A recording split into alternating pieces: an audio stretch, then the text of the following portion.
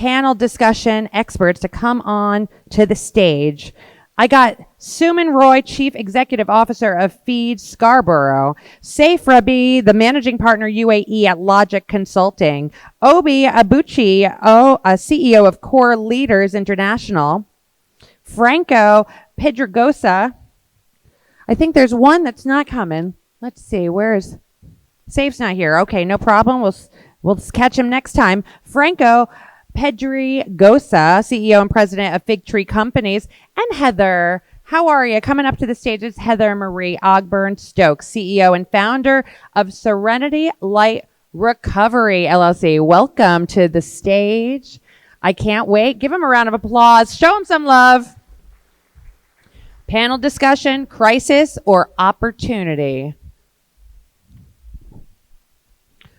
When I was raised by my dad, he said, A, I'm going to go through the alphabet. A is for attitude. How you deal with everything in life is how you deal with everything in life. So I say, take it away. Let's find out the attitude of our panelists today.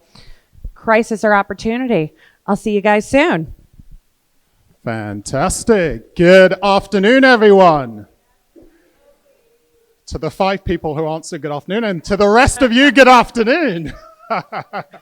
All right, so we are excited about the conversation. We feel we're building on a lot of what's been shared over the last day and a half. So what we'll start off with, just quick intros from each of us, and then we're going to dive into some questions, conversations, and then over to you for some questions to us. So should we start at the end? Hello, everyone. My name is Heather Ogburn-Stokes. I'm the founder and CEO of Serenity Light Recovery. We are based in Texas in the U.S., and we are a recovery wellness center specializing in behavioral health and addiction treatment. And grateful to be here. Hello, everyone. My name is Franco Pedregosa. I'm actually from Philippines, and what I do is smart, sustainable, and resilient development in integrating real estate, agriculture, and tourism all over Southeast Asia. Hi, good afternoon, everybody. I'm Suman Roy with Feed Scarborough. We are based out of Toronto in Canada. I'm the founder and executive director. We started in the beginning of pandemic, and now we are an organization that serves over 8,500 people with over 300 volunteers every week. Brilliant. And so introduce myself again, Obi Abuchi. I run Core Leaders International, and we're on a mission to raise the standard of leadership globally by helping leaders thrive in all seasons by integrating 4 core areas: personal, relational, professional, and spiritual into their mastery. So excited about our conversation. Let's kick it off with this. I'd love you to share a time when a bold decision during a crisis, a difficulty, led to an unexpected opportunity. So who wants to go first? We can go in any order. I can start. Go for it. Yes. I'll be bold and brave and get it going. Well, you know, from the business perspective, because I've overcome a lot of trauma and crisis myself in life, right? And I believe that in that it built a sense of resiliency and strength. And so the first thing that comes to mind when you ask that question is we do get some powerful hurricanes in Texas, right? And I am responsible for not only my team, but clients that live there, their residents, right? So there's a lot of lives there. And when a hurricane comes, there's a lot of preparation. And there was one time, because it was several times, that the hurricane was so powerful that it became a mandatory evacuation afterwards, flooding. And here I am, you know, having the team and clients. But what's powerful about it is because within less than 24 hours, we were able to sustain an evacuation point because the others weren't available that we had marked down, right? In our crisis management plan. You try to plan for something and then sometimes it doesn't work. So you have to be flexible. We were relocated to a hotel and we just brought the program with us. And it was so powerful to see and realize and feel that it's not the building and the property itself, right? The essence and the mission itself carried with us, and we were able to be adaptive to the environment and provide actually excellent, excelling quality of care, and taught the clients how to be resilient in the state of a crisis and stressful situations. So. Wow, how good is that? And what's interesting, hearing your story, we're already speaking to what a crisis is, something outside of our control, and how do you then adapt to it? And something as challenging as a hurricane, right? So tough. Thank you. Suman. Sure. Thanks. So I don't know where all of you are traveling from, but in Canada, it was 15th of March 2020 when the country started shutting down because of COVID. And I was confident that 2 weeks, 14 days, the curve is flattened and we are back to normal. That was the longest 14 days I've experienced. Yeah, I hear you. But so at that point, I had the option to think about what's next and what needs to happen. So right in my backyard, I set up a tent, and it was pretty chilly in Canada in March. It's still chilly, and tried to figure out what can we do to help the people. And our only food bank shut down in the community because of COVID. So I got a few neighbors together, put some money on a table, went to a grocery store, bought some food, and then it slowly, that 14 days started to be a long 14 days. And we started pivoting. We started figuring out what does this community really need, and how can we actually meet the community's need. So fast forward to 4 years now that we are operating. It's not only that we are serving 8,500 people with handing out food, but we have figured out, or I shouldn't say figured out, we are figuring out a way to make the community resilient enough so the community does not need access to food from a food bank. So supporting them with career opportunities, career goals, supporting them with business incubation, showing them how to run their own businesses, to various things like just community garden, showing them how to grow food in their balconies if they need to. So it's a whole transition into making the community more sustainable, making the community more resilient. So that is the journey of Feed Scarborough. Wow. So we take it in. All of that sprung up from the COVID period, and asking that question, how can we help the people? All of that sprung up from that. 100%. That's amazing. It speaks to this idea in that moment of crisis, that moment of challenge, rather than just react to it, ask yourself, what's the need here and how can we meet it? Exactly. Think about the innovation. Think about, we just saw a presentation on trend, and this is in a very micro level, not as in the level that we saw, is what can we do to help, but help in a way that is meaningful in a very innovative fashion. So good. Wow. All right, Franco. Yeah, before I start, I really appreciate the diversity of cultural perspective from a Canadian and American standpoint. But in the Philippines, we eat, drink, breathe crisis all day. Uh-oh, And wow. then we don't really know we don't have crisis in our dictionary. So we believe that crisis is actually an opportunity there. And it comes to bold decision. Every decision that we have there is really bold. And it should be something that is concrete. But even though in the midst of the crisis, even our country is being hit by 20 typhoons, multiple volcano eruptions, earthquake, not to mention crime, poverty. But even in that midst of the storm, in the problem, we thrive. We are a 7,100 beautiful, diversified island. And that's how we look on crisis. In my business, a bold decision, probably the same as my colleague here in Canada. During the pandemic time, we created a new business model of integrating real estate and agriculture. And it really thrived a lot during the pandemic. And we created food security, created sustainable development. and there's always opportunity in every crisis. That's amazing. As you were speaking, Franco, I'm reminded one of the mentors in my life when I started my leadership journey, Wayne Dyer, used to say, when you change the way you look at things, the things you look at change. And so if you look at it as a crisis, this is challenging, this is difficult, I don't know if we'll survive, then that may be the reality. But when you look at it and say, actually, this is an opportunity, whether that's your case, Heather or Suman, how can we serve here? How can we help here? You suddenly see an opportunity to serve and grow and scale up in a different way. Heather, looks like you want to build on that. Yes, and I'm just thinking how this relates to all life matters, right? It's not just in leadership and business, but in everyday life, right?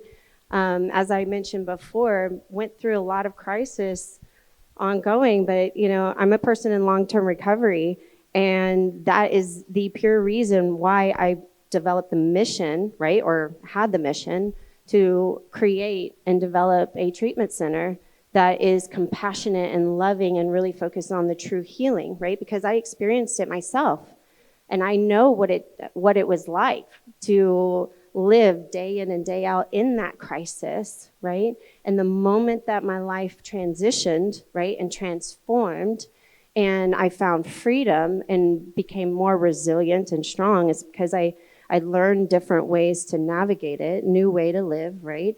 Wellness, and there's a lot of different things that I had to build into my everyday life. And from that came a question, what can I do to make a difference? Because I was tired of losing a lot of my friends and family. And then it quickly became, what can we do to make a difference? My team is in the back, and my mission became their mission, right? And we stand stronger together. And from that, right, became an entrepreneur. I became a leader, a strong, resilient leader to guide the team to be able to face any crisis that doesn't necessarily have to be considered a crisis, right? And we stand strong and walk in stride together to overcome. Wow, so good. Thank you. It is. Just to follow up from that, the one thing that I think we should mention is the definition of crisis is different for everybody. True. And what does crisis really mean? In my case, it was pandemic that I took it as a crisis, but there are micro crises like my staff didn't show up today. How am I going to open my doors? And there's a crisis everywhere. So I think it's really interesting to understand that the definition of crisis changes. And I think one thing for me particularly that worked like magic every time I face a situation like that is to first figure out, when I'm opening that door, how am I going to feel? When I have my hand on that knob and I move that knob, how am I going to feel and how am I going to react? Because I know we were talking about earlier, if I am panicked in the time of crisis, everybody around me will be panicked in the time of crisis. So how I feel and how I act is, I think, a key consideration that I always do. Yeah, cool. Franco wants to share something. For me, what really crisis did to me is it really take out my authenticity in my leadership. Wow. And also the agility to be able to adapt for what is happening. Even though you're adapting for many things, you still have your true compass or your true north of what you're doing. But you became agile and you became authentic on what you're saying. You're saying the truth. Because you're in the crisis, you're uncertain of what's happening. Yeah. So you have to be authentic true to yourself for your stakeholders and also your employees. Yeah. And I think it's worth acknowledging that it's a journey, because we could talk about this now and it will come across as though that's it, we've got it nailed, we just know how to be resilient in difficult situations. And yet there's been a journey for us. And I think of one of the major crises I experienced. 2008 was a tough time for a lot of people globally. 2012 was another time. I remember working on a business plan at the time. My first book came out. People were saying, high five, Obi, yeah, well done. And yet, because of the climate across the globe at that time, business had plummeted. Clients were saying no. We were paying our mortgage on the credit card. it was tough. And I remember having suicidal thoughts. In a previous life, I worked as an engineer, train systems engineer. And so I remember being at the London Underground one day, and I thought, I know how to end this quickly. And what that did for me was just create a switch. I realized that it's so easy to look at the world. I think someone used this phrase yesterday. We live in a VUCA world where there's volatility, uncertainty, complexity, ambiguity out there. What I realized in that moment was I needed to address the VUCA within me, the volatility, the uncertainty, the complexity within me. And then when I could get to a place of managing that and being strong there, then I could be so much stronger in the world. And so that's something that really spoke to me. I'm curious, Suman, for you, you do a lot of work with leaders. How do you coach them to be resilient when they're going through tough moments? Thanks for that question. I think what I alluded before, it is very important to understand that what is your capacity. That is the first and foremost. You cannot pour water in a glass from an empty jug. You need to first look at yourself. And we talked about that earlier today in one of the sessions, is really understanding that what can you do? You cannot step too much ahead of the curve because then there is a possibility of falling. But also you need to be slightly ahead of the curve so you're challenging yourself. So I think one of the biggest lesson that I always work with upcoming leaders is first and foremost, take care of yourself. You understand your limits. And once you understand that, then you start innovating. Then you start thinking on the micro trends. Think about tomorrow what you can do. And it's only then you're going to be actually able to work through the crisis that you're going through. That's great. So one level, just managing your capacity, but also using that capacity management to think about the future, because that's part of what future-proofs yourself and your business. Heather, I'd love to come to you, just given your experience, your work. Just talk about the link between recovery and leadership resilience, because there's something deep there that's worth us just learning from. I can talk for days on that one. You can give us a summary. Right. And I was just thinking, we're all recovering from something, right? Life can be stressful. Wellness is needed to be implemented in all of our lives. When I experienced the first time in recovery, and you mentioned the authentic self, right? And it became this journey because I didn't know who I truly was. I was always kind of trying to figure it out, right? I wasn't this, I wasn't that. And it's that comparison to others, right? Or this is the expectations and whatnot. But the acceptance came when it was a journey of self-discovery, a self-love, a self-respect, right? And then when I became my true, authentic, greatest self and allowing others to grow and encouraging and empowering them and allowing us to lift each other up, right? Knowing that I can't do it alone. I need a strong, resilient team and building other resilient leaders. That's when we really rose together, right? And recovery itself, I mean, it has taught me live life on life's terms, right? You can't control the outside. All you can do is control the in, right? You have to focus on yourself, build a strong recovery maintenance program.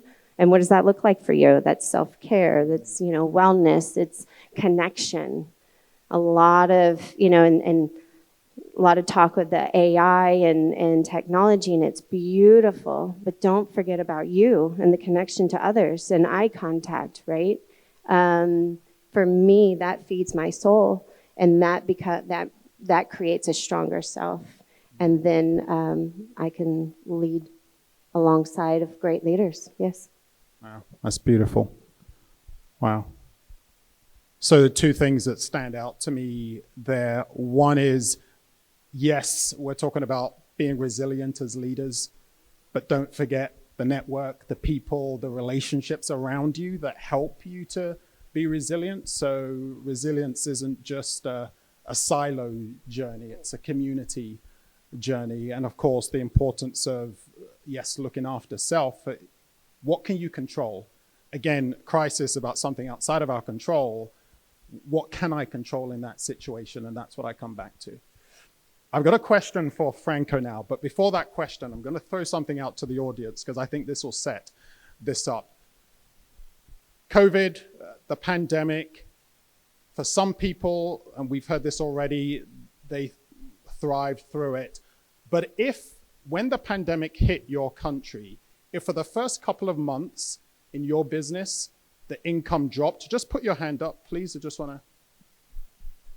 Okay, so for a majority, over half, so the income dropped, right? And so inevitably you had to pivot. So this is the setup, Franco.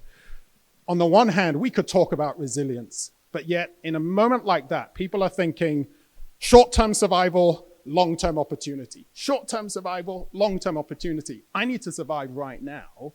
Can you speak into that, Franco? Just how do leaders navigate that challenge of addressing that short-term survival, balancing the long-term opportunity?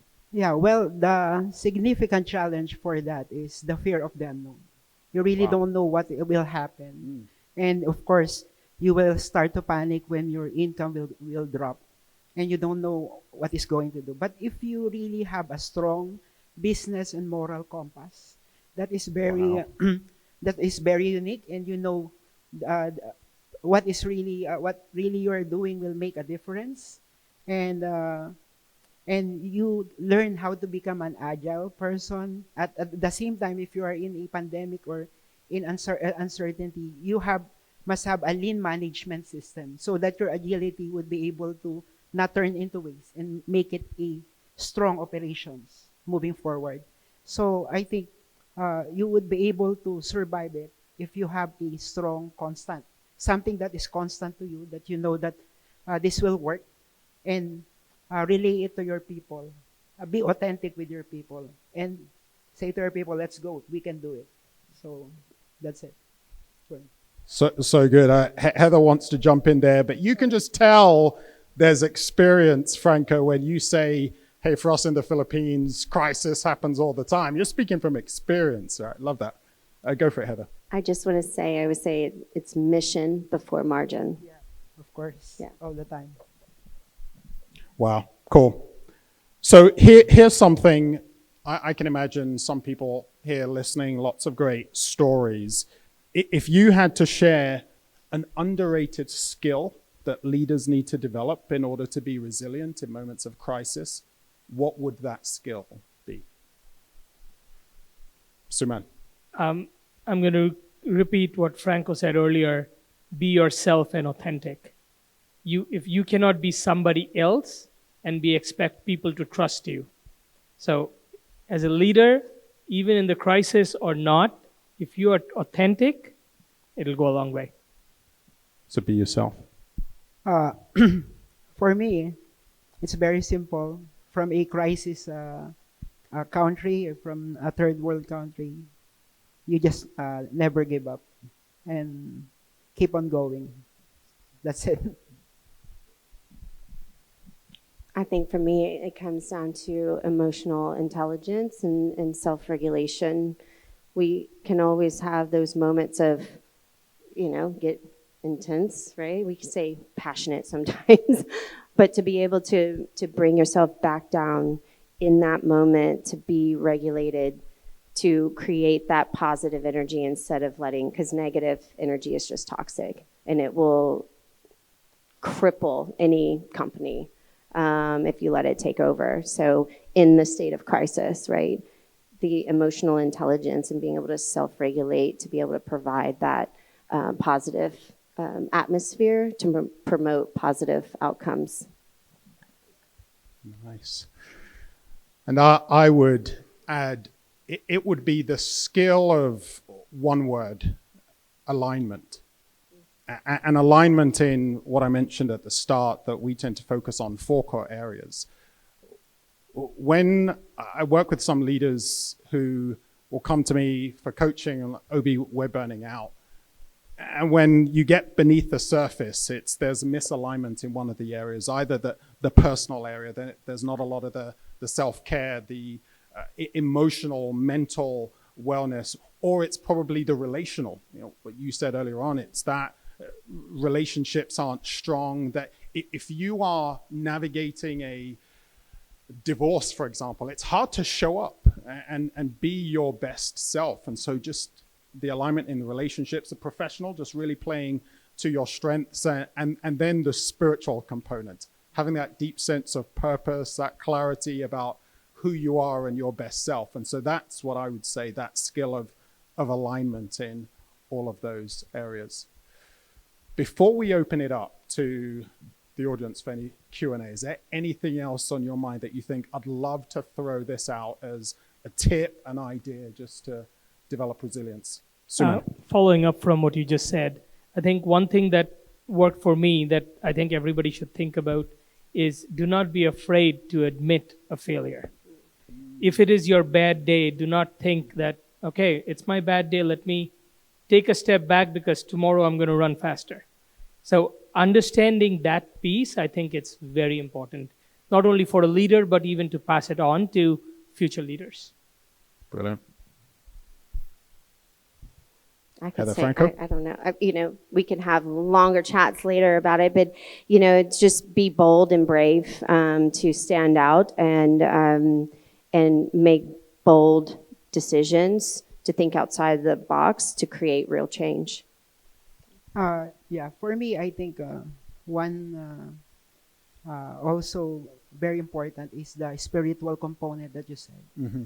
At the end of the day, you must have a good mental health and a strong mental toughness, and you have to align it through your spiritual component, whatever religion you are. Yeah. Brilliant.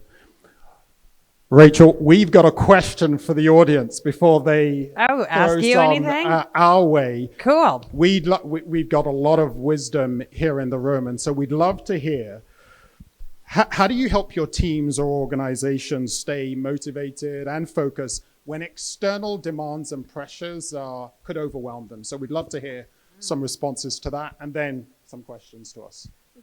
Who'd like to share? Oh, yeah, you got some tips for the audience?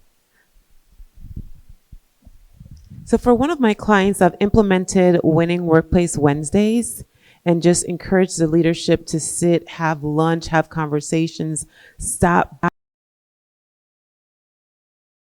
because life in itself is hard, but when they know that you care, they will move heaven and earth for you. But if you stay in your lofty heights, you can absolutely miss a great person on your team, miss a great talent that will go to your competitor. So get creative, get to know the people, and make space to connect. It's all about relationships.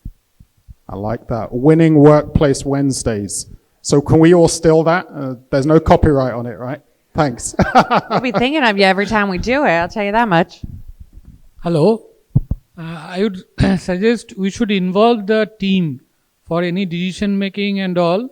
So they will get motivated automatically because they will feel they are part of the decision maker and they are contributing to the organization for larger decision.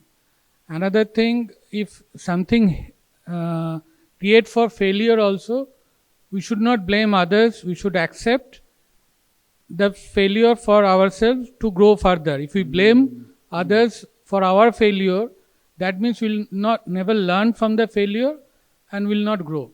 Thank you. Yeah, that's a really good, so love that. Just wanted to respond to that. That as the leaders, when there's a challenge, if there's a failure, we take the responsibility, but then if there's a win, just celebrating the team, right, on that. Love that. What else do we got? We got some hands up. One more, and then we can throw it to questions that the audience have for us. And while she's walking back there, I would say your inspiration is the ultimate buy-in for your team. You inspire them and they will join you in the mission and believe in it and take on that inspiration themselves. Hello, good afternoon. For our company, what we do is we keep our people engaged. We allow them to make critical decisions regarding the operations, no matter how critical, no matter how difficult.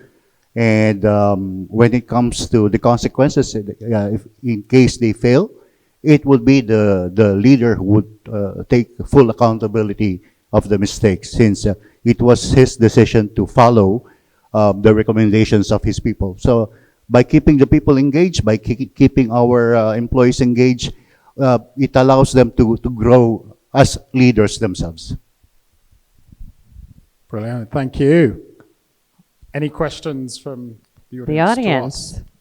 Time for you to think about some questions. I love this topic. You guys did a great job. Give them a round of applause because they did such great insight. Really love it. It was great. I mean, there's no doubt there's a lot of fear that exists, but fear is not your authentic self, right? I see a question coming. All right, great. First of all, thank you for your insight. I have a question. In crisis, if you're emotionally stuck, how to recover or to rehab after that? Sorry, can you say that again? Was that if you're emotionally stuck? Yeah, after the crisis. Oh, wow. Okay, so you're emotionally stuck after the crisis. How do you recover? Just, Heather, I'm feeling like that'd be a great one for you, right? It's just... So you honor yourself, right? And ask for help. Don't hold it in. Don't be ashamed of it, because we are human beings that feel, and that's a good thing, right? And if you find yourself stuck in that crisis mode, give yourself time to reconnect with nature, reconnect to those moments of peace, meditation.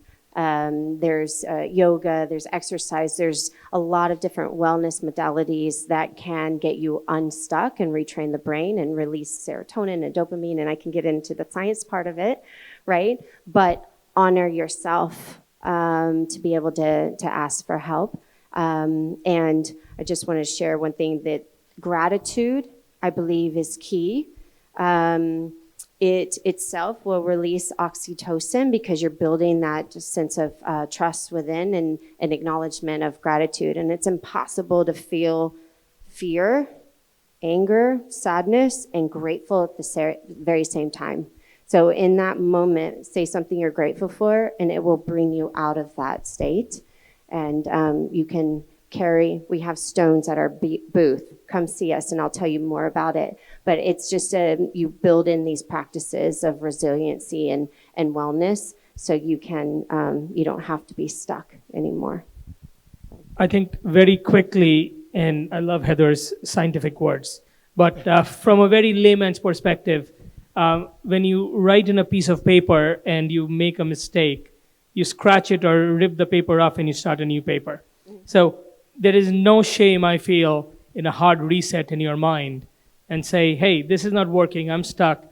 What can I do to start again and figure it out what the next steps would be?